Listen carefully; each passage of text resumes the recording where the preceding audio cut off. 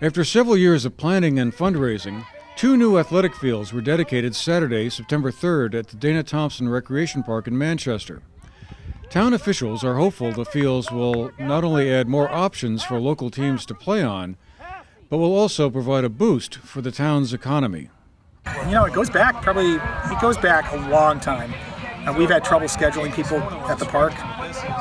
Fields for BBA, for men's, for the youth sports, for decades. But probably 5 or 6 years ago, we really started looking at usage and scheduling, and it really just became increasingly obvious that we didn't have enough fields here or in town to satisfy all the demand that we had.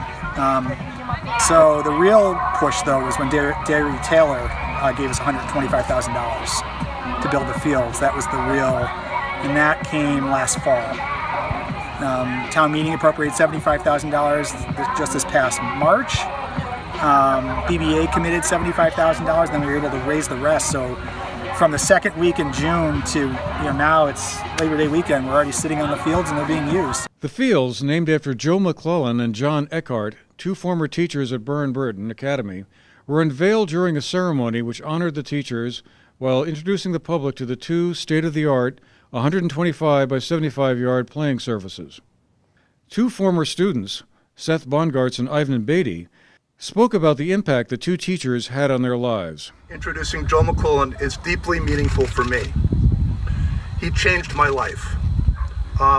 I know that there are hundreds of former students, some of them are here today who I've been talking to, of Joe McClellan, who would be equally honored to have the chance to tell him publicly how much he changed their lives, because it's true of so many of us who went through his classroom. Now, getting back to those important years at Burn Burton, let's talk about John Eckhart, the teacher. My sister Linda was a member of the class in 1966 who dedicated their yearbook to him, saying in part, "Mr. John Eckhart, one of Burn Burton's youngest teachers, an appreciated teacher, advisor, and friend." John's teaching style was inclusive, and he always made his students feel comfortable as if they belonged.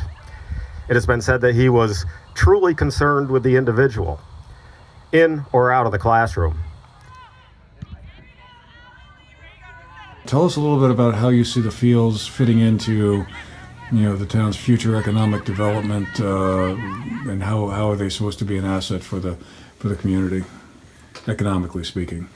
The biggest asset for the community, I think, is that we now have the ability to bring tournaments to town. We have new hotels that have enough rooms, and we have amazing new fields that give us the possibility of bringing tournaments. In fact, I'm pretty sure that we'll probably start having them, hopefully, in the spring. And the reason for me to be here today, besides the honor of just being a part of this dedication, was to view this area in the hopes of expanding our soccer participation in the South. I'm very excited to say that I see that. Now, you were saying that Meg Munson was impressed by the town? Meg Munson was pretty much blown away by not only the fields at the rec park, but all the fields we have in town, plus all of the facilities in this great town. Have you done any analysis of how much additional spending or revenue, like one of those average tournaments, might bring? Is there a dollar number kind of that's sort of a rough benchmark? If you look at the number of people that would come to town, if you have a fairly major tournament, you could bring as many as 100 teams with 15 kids on a team and parents and grandparents. So you're talking about thousands of people coming to town.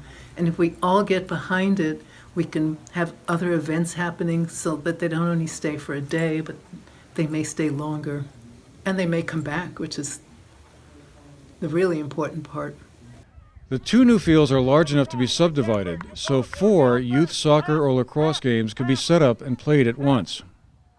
And the Burn Burton JV girls got the fields off to a good start by routing a team from St. Johnsbury 8-0 in the first official game played on Eckhart Field.